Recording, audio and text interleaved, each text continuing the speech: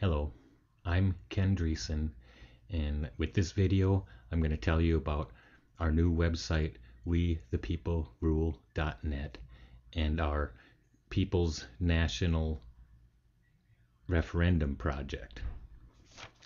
And to understand why that I've taken on such a huge project, you have to look at a history of the U.S. right from the very beginning.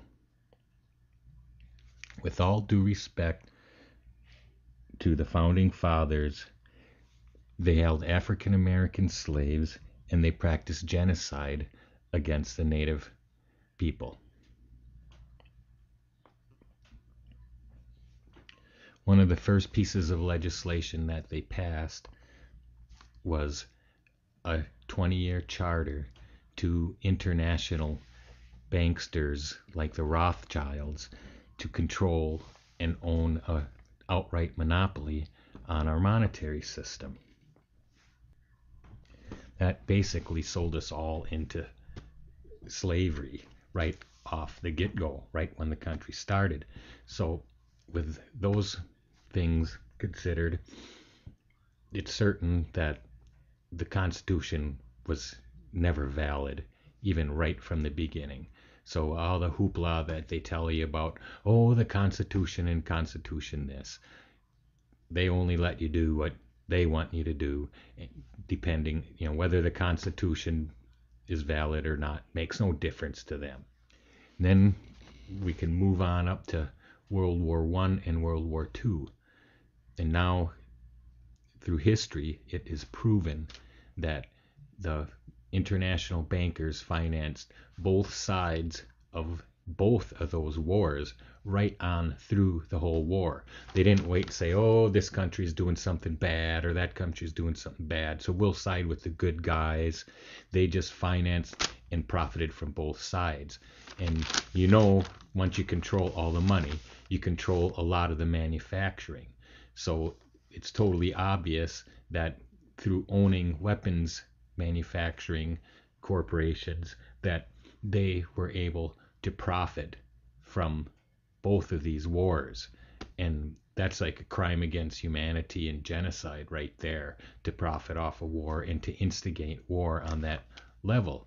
And besides being crimes, it's unconstitutional, and this arrangement should have never existed in the first place. It's just totally evil. International banker rule over our nation deprives each one of us of our constitutionally guaranteed rights. So since the Constitution was void from the beginning, we need to demand a constitutional convention should be held under Article 5 of the Constitution. So even if it's void, we can still use part of the Constitution to demand that it should be changed, which was one of the few good things that the Founding Fathers did put in there. They arranged and made a process that change can take place, and it is long past time for change from this situation of international banker rule of the world. So in order to get this international banker Federal Reserve thing under control, that is why we have to demand a constitutional convention be held. And at this constitutional convention, we are going to demand that people's referendum process be added to the Constitution, so such a thing can never happen to us again. We should not be taken over and run by international bankers. And this has reduced our government into lapdog mouthpieces for them instead of working for us. And that's why we have such a situation where there's this national debt and all these other fiscal economic problems, because all of these theories and the things and the money, the fate money system is controlled by these guys, and they're going to keep messing with it and to ensure that they have control and power and profit, and to rule like kings over the world by using this monetary system against us. So besides Article 5, if you go on into the Constitution back to Article 1 and Section 8, Clause 2, that says that the Congress should control the commerce of the nation. And right off, if you give away a monopoly to private banksters to control the money situation, there's no way that the government can control the commerce. Once somebody else controls the money, they control the commerce, and the government has given up their responsibility and our rights. Then if you go on to the Constitution, Section 9, Clause 7, the government is supposed to account for the money that they spend. They're supposed to have an irregular account of where the money is spent. And just before 9/11, Don Rumsfeld got on the TV and said like $1 trillion or $2 was missing, and they didn't even know what happened to it from the Pentagon, from the Department of Defense. $1 and $2 trillion, somewhere in that range. They can't even tell you how much is really gone. That is just ridiculous. That's such a crime that somebody should pay for. Somebody should go to jail. A lot of them should. But our attorney generals, through many administrations, let this happen, and they let the criminals go because they have sworn allegiance to the international bankers and not to the Constitution or to we the people. So, and they're not going to give this up on their own.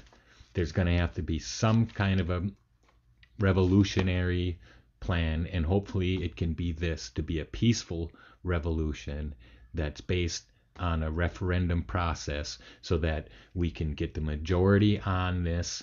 It's going to be like 62 million people, but if 62 million people say, hey, we need a constitutional convention, it's going to have to happen because that is a mandate.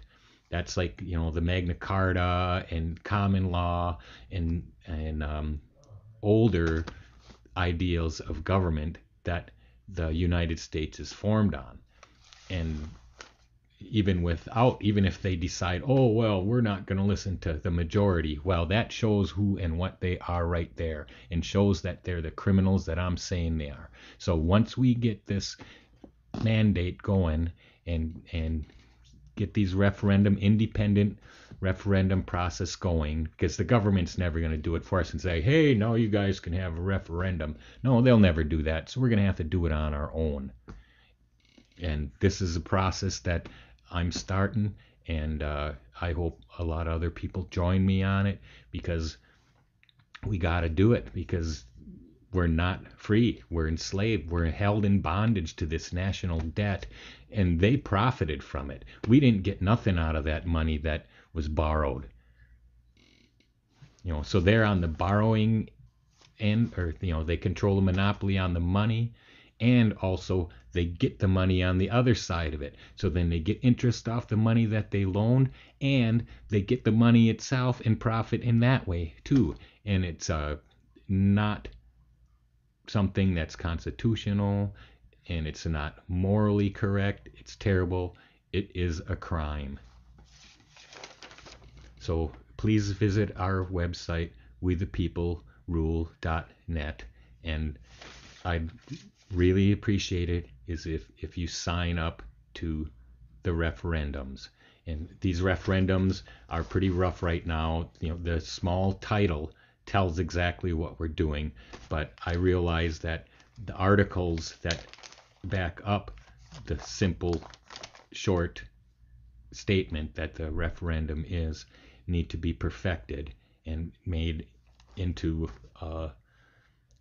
laws and tell exactly what we're going to do, so that, like, is there going to be a two banker system, like the United States Treasury money and then the international banker money, or are we going to have to shut down the total international banking system and kick them right out of the country, let them go, okay, you want a world bank, go with the rest of the world, because the United States is going by our Constitution now, and we, the people, control our money through our representatives, and that is the way that we're going to do it now.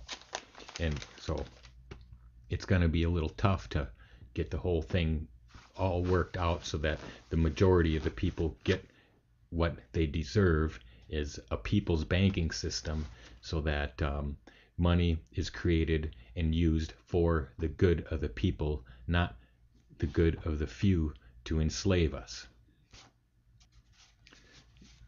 Together, we can free ourselves from this bondage that we're in with this international banking cabal. Together, we can organize and become the great nation that they've been telling us that we are, and we're obviously not. We don't need to be ruled by a private banking system. We're totally capable of organizing and taking care and ruling over ourselves. In fact, we don't need a ruler. We just need to be organized and have a just society. Thank you once again for watching this video. Good night.